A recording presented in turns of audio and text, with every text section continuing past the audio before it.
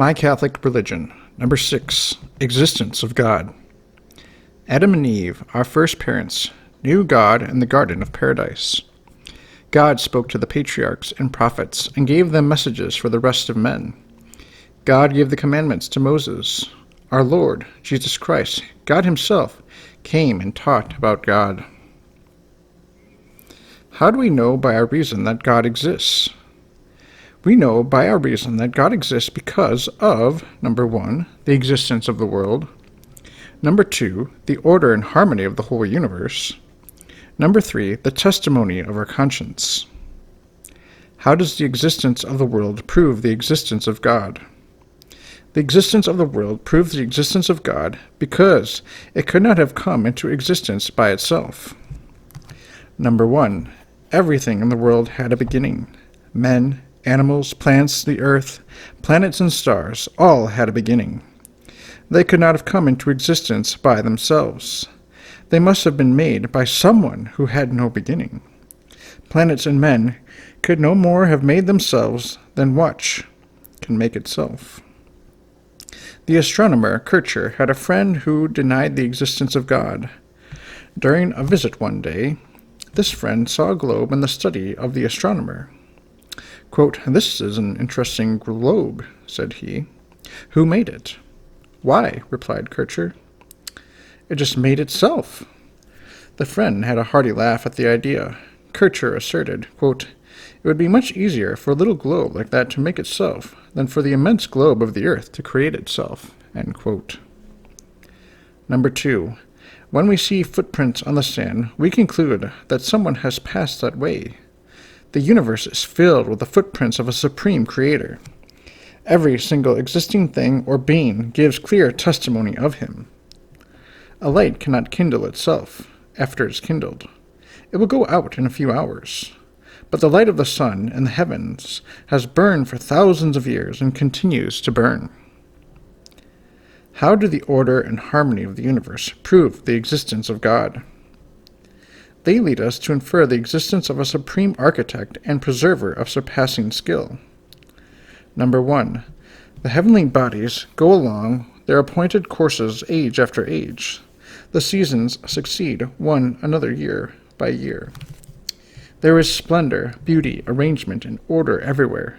The whole universe is governed and preserved by immutable law. If you plant an orange seed, you are certain an apple will not spring from it. Every morning you are sure the sun, when it rises, will appear in the east. At night you can go peacefully to sleep, assured that after your rest the day will come again. Number 2. To say that this universal order is the result of accident, or that the planets direct their own courses, is as foolish as to say that an automobile goes sensibly around the city streets running itself. Quote, "The heavens show forth the glory of God, and the firmament declareth the work of his hands." End quote. Psalms 18:2. God is the intelligent cause.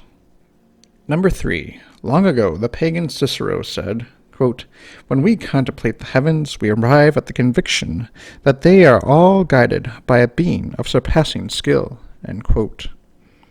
And Cicero also says, quote, "There is no nation to be found so savage as to be ignorant of the existence of God." End quote. The great astronomer Newton often uncovered and bowed when God's name was uttered. How does the testimony of our conscience prove the existence of God? By our conscience, we can distinguish right from wrong. Number 1. Our conscience approves the right and condemns the wrong. Thus, within ourselves, there is a recognition of a supreme lawgiver to whom we are responsible, who will reward the good we do and punish the evil.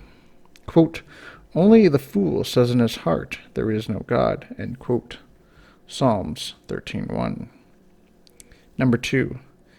Those who persist in denying the existence of God in spite of eternal and internal testimony are atheists, who are eaten up by pride or live vicious lives, or both. Of them our Lord has said, quote, "Seeing they do not see, and hearing they do not hear, neither do they understand. For the heart of this people has been hardened, and with their ears they have been hard of hearing, and their eyes they have closed, lest at any time they see with their eyes and hear with their ears and understand with their mind and be converted, and I heal them." End quote. Matthew 13:13 through 15. From Adam and Eve down to the present, all men have acknowledged the existence of God. Even pagans and primitive peoples recognize a supreme being, a god.